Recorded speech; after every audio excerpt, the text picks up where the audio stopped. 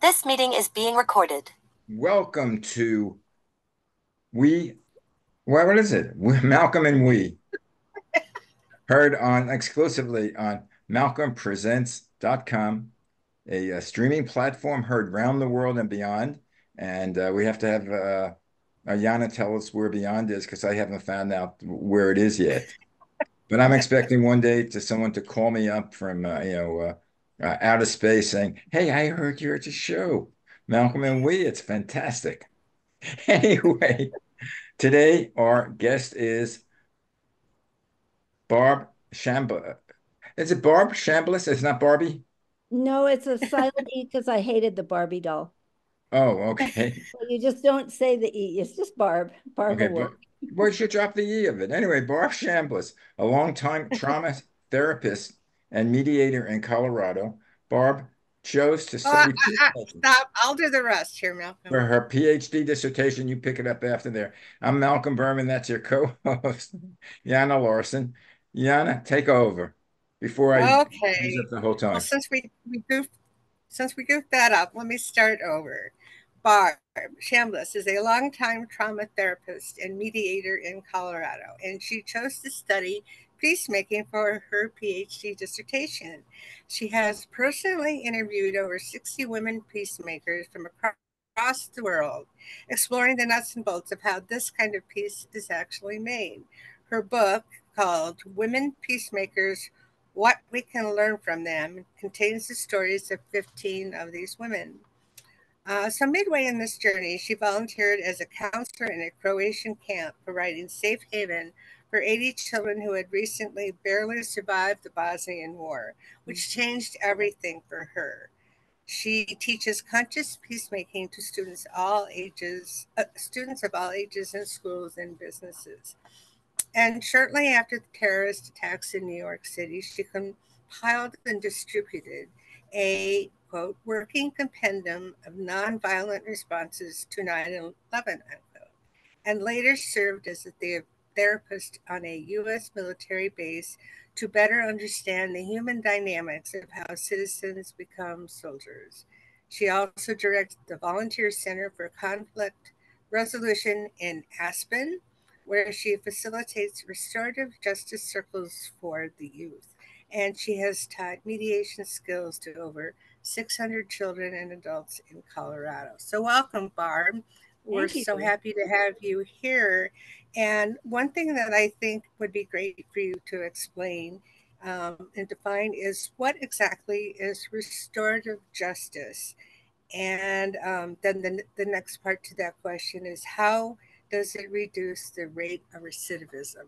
You can start wherever by answering that question or add to what we said, but No, it's welcome. a, it's a it's a great place to start. Because I'm realizing that some places have restorative justice programs, and some people have no idea what it is, and it's so valuable. So restorative justice, as I learned it and then taught it, let's give an example so somebody could follow through with that. Let's say there's a teenager who, in a wink of an eye, does a stupid thing and gets caught at it and gets sent to jail. And then there's a court hanging over that. Let's make it a her. And she is referred to something called restorative justice. And this, in a Colorado anyway, this is a county by county opportunity. Some counties have never heard of it. Sometimes they'll get referred all the time. So if there's a referral and if you talk to we call them, maybe these aren't the best words, we call them the offender and we call them the victim. So if the offender is willing to come to this program, they get to choose a support person. And let's say this girl brings her mother to it. And then you have to get the okay by the victim. Let's say this young woman pocketed money when somebody paid for fines in the video store where she worked. She just put the money in her pocket. And let's say the store owner and the store manager come as the other part at the other end of the tables. also around the table, besides me as a facilitator, and usually I was training a young facilitator, so there'd be two of us, there are 4 citizens from the community.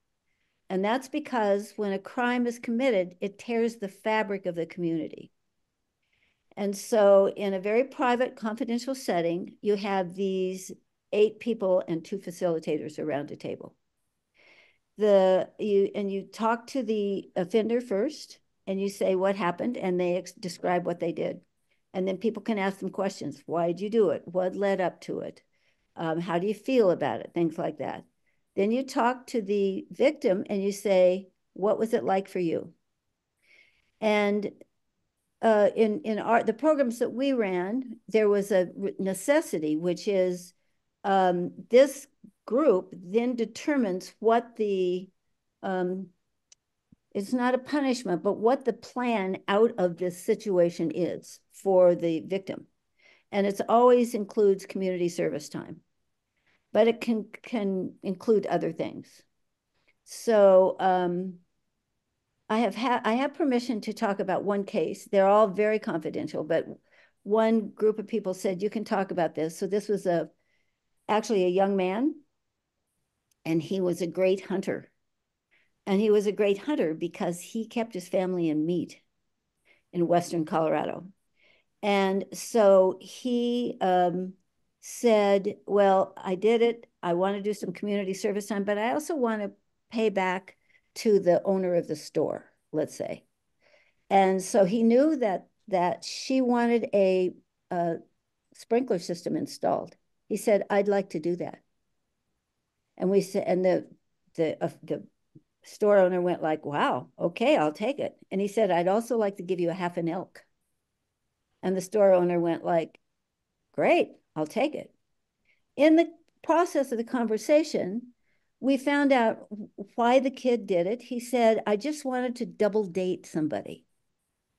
And I just didn't have enough money to do it. It turns out that the father in this situation was pretty much of a ne'er-do-well. And so the young man, the high school age man, had taken over the provider position in the family. And so we said, how are you doing in school? And he said, so-so. And we said, how come? He said, I can't see the board. And we went, oh, okay, that's all right.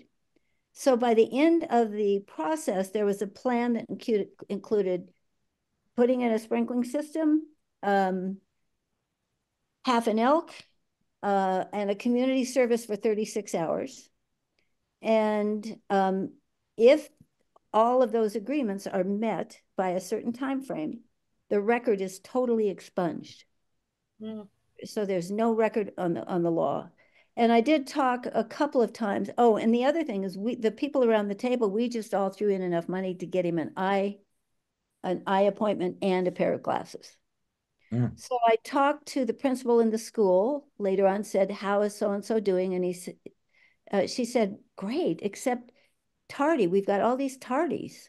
And I said, well, what's it about? She said, it's always after lunch.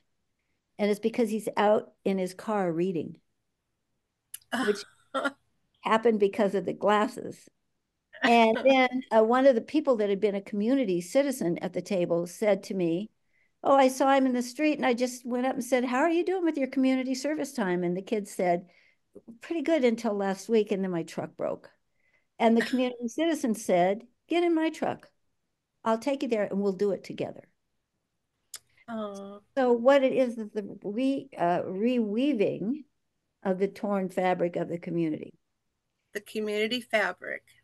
It's right. That's for some reason that reminds me of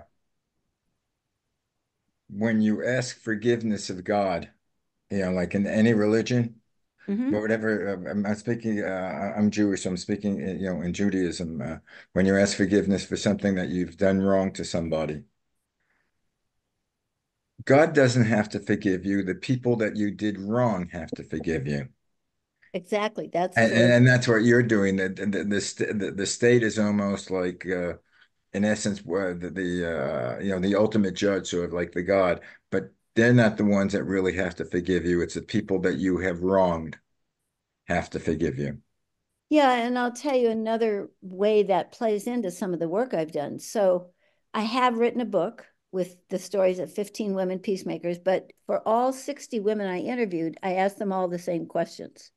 And one question was, what role, if any, do you feel like forgiveness plays in peacemaking? And I got two kinds of answers. Well, I got three kinds of answers, but the two most prevalent ones were, if I don't forgive them, I can't move forward in my life. But the other one was, I don't know about forgiveness until there's justice, until I know this will not happen again.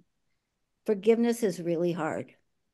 And I think now about the situations, let's say a Gazan family. I mean, forgiving, holy moly, some of the stuff that's happened, it might take generations, as Malcolm, you probably know, from the whole Jewish heritage thing. It's so crazy. But forgiveness is something that is not lightly, it is a necessary part, but there's not always a direct line right to it because of the justice or the can you at least admit that you did it, or can we at least know that it won't happen again? Aspect is put in place. Mm-hmm. So, well, I know that I can see how this would reduce the rate of recidivism because, first of all, the stigma would be removed, hopefully. I mean, with the record being expunged, so that person can go on and not have this constantly hanging over their heads. But it also, it illustrates a lot of situations that for the reason why the infraction happened in the first part, and one can see, well, there are easy ways to fix this, so that it doesn't happen again. Now, in what I've read about it, or been kind of looking into, is how it reduces the rate of recidivism in violent crimes when the the perpetrator and the person who was perpetrated against can meet each other and see how they can move ahead and forgive each other and themselves. I took a training when I was doing the restorative justice work. I took a training from an incredible fellow in Minnesota. And what he did was do restorative justice between people on death row and the families of their victims. Was that ever a moving kind of training? Yeah, I saw a movie the other day and it was along those lines, and then that's where I learned about it. Was made in the for to illustrate the idea of restorative justice and how it helped in those cases. The perpetrator, was able to meet with the victim's mother. He was ultimately executed, but there's just this feeling, and it really did make peace for her, and it did bring out, and for him, I'll bet. yes, in his final moments, Yes. because what happened, I mean, it was just I can't think of the word, but it's just when all these things go wrong and nothing, it wasn't intentional. It's just a bunch of things that happened that didn't work out. And there you are. That sounds like life. Yeah. Well, when I was working with teenagers, I called it a wink of an eye stupid act. Yeah. And otherwise, apparently a smart person, oh just, yeah. and a And loving teenagers person. yeah. And Yeah, teenagers, I mean, but can you work this out with everyone, or do they have to be a certain? If they are not willing, well, like I've got a case I'm working on right now where the owners or the victims were so angry at what happened, they don't want to meet with this person. Or you can meet with you do a lot of vetting before you set this whole thing up. And it could be that the offenders goes like, I didn't do anything wrong. I'm not yeah, about they to. can't show remorse. Yeah. But I will tell you, this not only slows down recidivism, way down, but it creates stellar citizens. In fact, one of the people at the table of the case that I was describing to you said to this kid, "You have no idea what it means that there are 6 people from this community that are willing to sit down and listen to your story, find out what went wrong, and keep you from getting a record." And the kid went, "I get it. I get it." You know what? I have to ask you one quick thing. My rescue dog wants in the door. I'll be right back. Okay. We will let you. That happens. Yeah. Was that your dog barking or her dog barking? No. My dog. There was okay. well, maybe hers too, but my dog heard a knock on the door and, thinks that I can't hear the knock on the doors because I got a delivery. And so I've Oh. got And it I know it between my wasn't, teeth. I know it wasn't my dog because she can't bark. She's a Oh, Basenji. well, what kind of dog do you have? She's half Basenji, the oldest breed of dogs from African hunting dogs, and the full-bred Basenjis have no bark box at all. Wow. Oh, She'll bark at anything that won't play with her, like praying mantises, like squirrels. But she doesn't bark to get in. She'll sit outside at 3 a.m. at night until I wait, come That, in. get a telepathic message. that sounds very human. Yeah. She's teaching me a lot. But what I So was saying, far, bringing up modern day politics, if you don't admit to yes. it, Oh you can't my reform. goodness. I had to mute it. I couldn't hear anymore. Oh gosh. You mean on today's It's news? Today's news. yeah. Well, from based on, I'm trying to not get to, Yeah, by the but way, just to based on fill what you into happened yesterday. today's news, and from yesterday was that Oh, a former geez. president was convicted, Yes, I but know. Yes. 34 Everybody I bump felonies. into knows. Yeah. Uh, And yeah, today as he soon gave a as the speech that he's totally innocent, and it's the other people that totally. wronged him. Yeah, and what happened to him is going to happen to all of us, only worse. But he's there saving us from everything. But him you should talk to about doing restorative justice. Yeah. Well, See you if know you what? could. I think there's certain people that you just can't help. What do you think, Barb?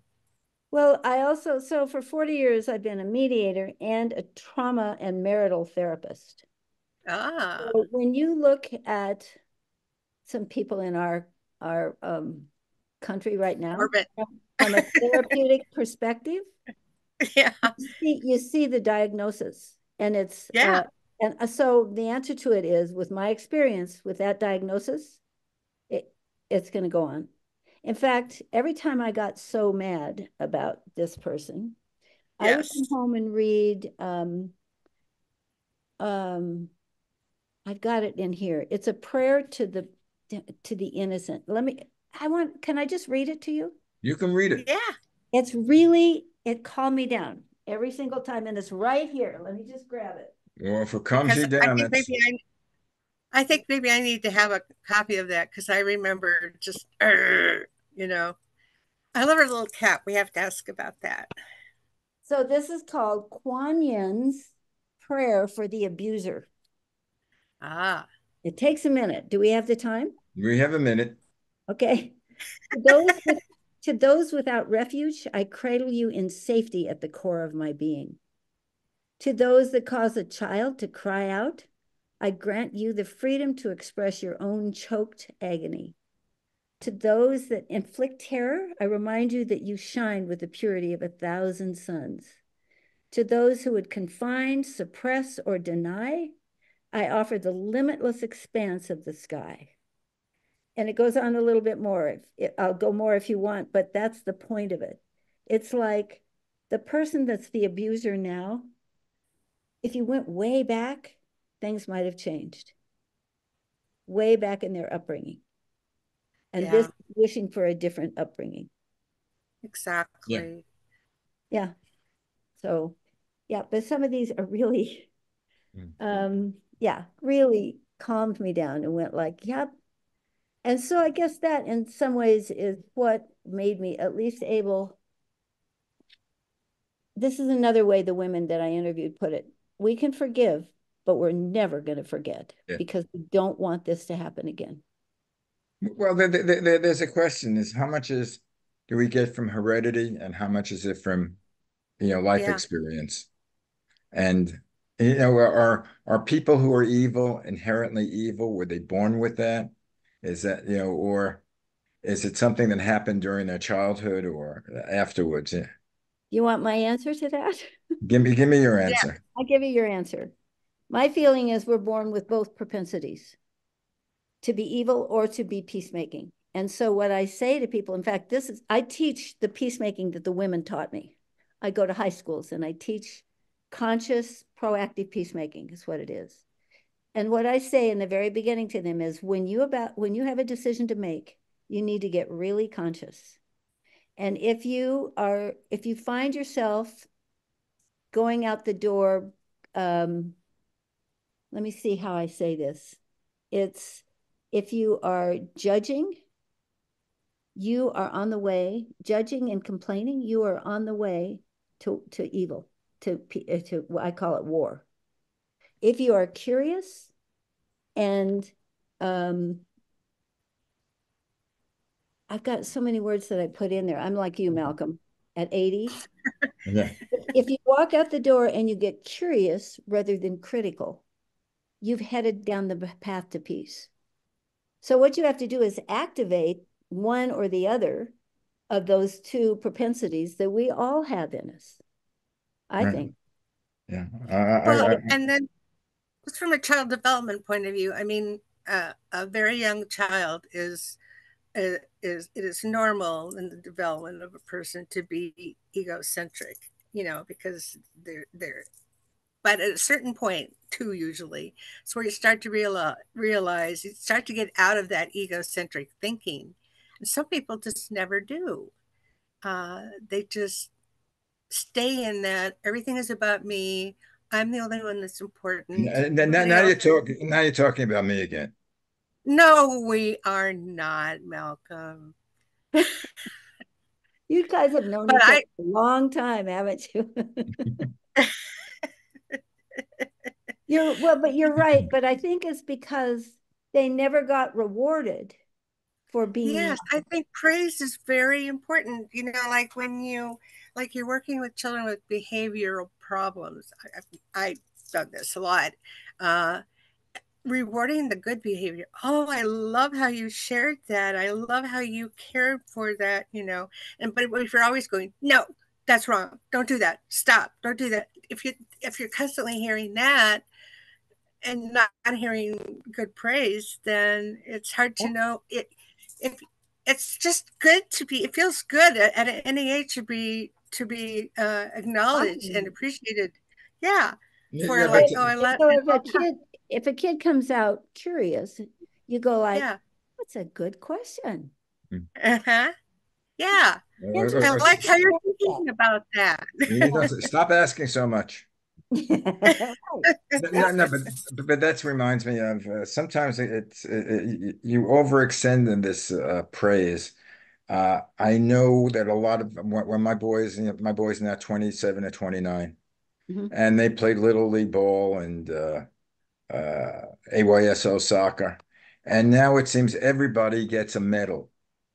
No matter if they're good or they're bad or whether they're just for participating, right, or the team. And there are a lot of people, a lot of coaches and a lot of psychologists say this is not good. If you don't do anything, you shouldn't be rewarded because the reward is for something that you do well. So everybody shouldn't be included. I think a little of each is okay, and at very young ages there are those kids that are just never going to participate in sports because they just already have this attitude about themselves that they can't do it. Or if you're working with autistic children who have like coordination problems, participating is a good thing. So I mean, it just depends on the situation. There's not black and white. Well, and I also think that the kind of peacemaking that I've been involved in now and that I learned from these women really is in the realm of collaboration and not competition. Yes.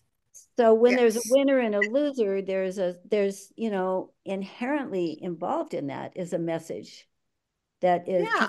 tough. It's like, oh, I'm never going to compete again, or I'm when you really Uh-huh. really Yeah. got it with the Figure team's the help. hill.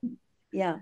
It's called with We the World, we call that interdependence, that we need each other, you know, and it is collaboration. Not everybody has to be able to do everything.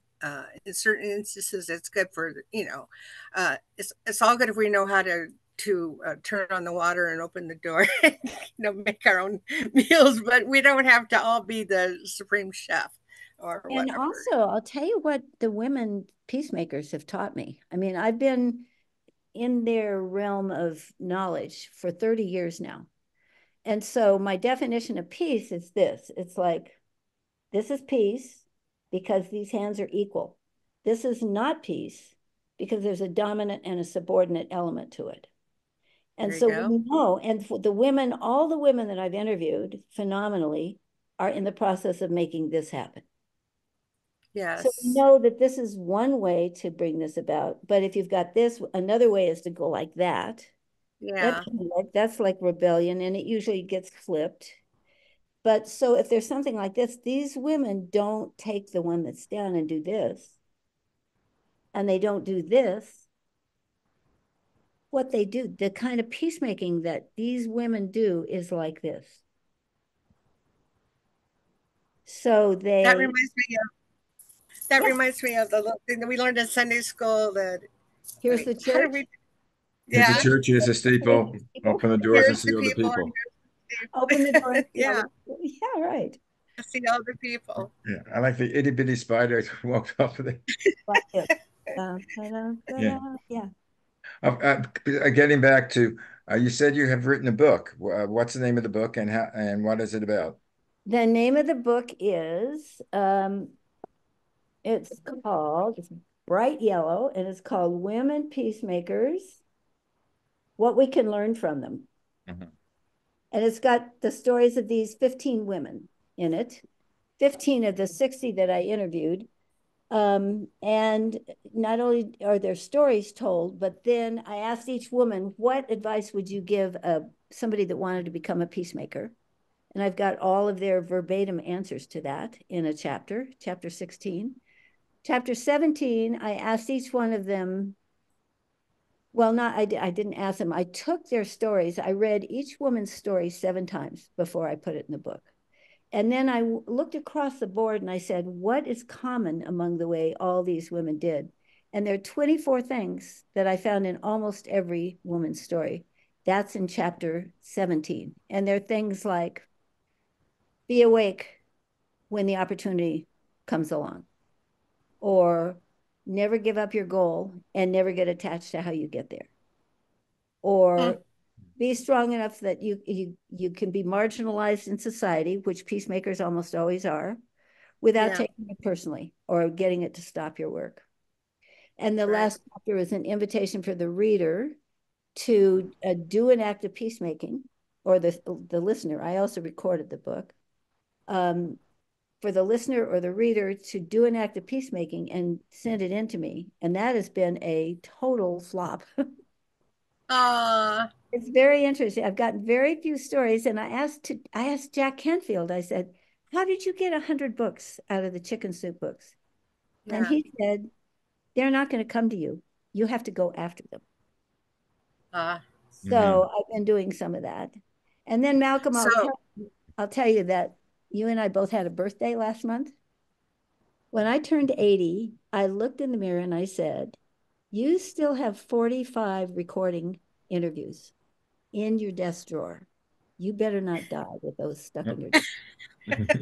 so I So guess that answers my question. What are you that's going your to do question. next? You got it. That's exactly. Mike, where can people can they buy your book over Amazon or? They can go to Amazon and they can get the book. They can get the audiobook or the ebook. Um, and on the website is barbechamblisauthor.com. So you need that funny E after my name. B-A-R-B-E. CHAM Bliss, BLISS, author.com. Okay. And the website's fun. You can play around and you can get a little synopsis of each woman's story. Did you find that women make better peacemakers than men? No, I think they It's make different equal? makers. They're very different. They're very different? But it doesn't have anything to do with your gender. It has to do with the society's concept of you. Like men compete more often. They're encouraged to compete more often. Women, because they have to take care of babies, are kind of in the collaboration field.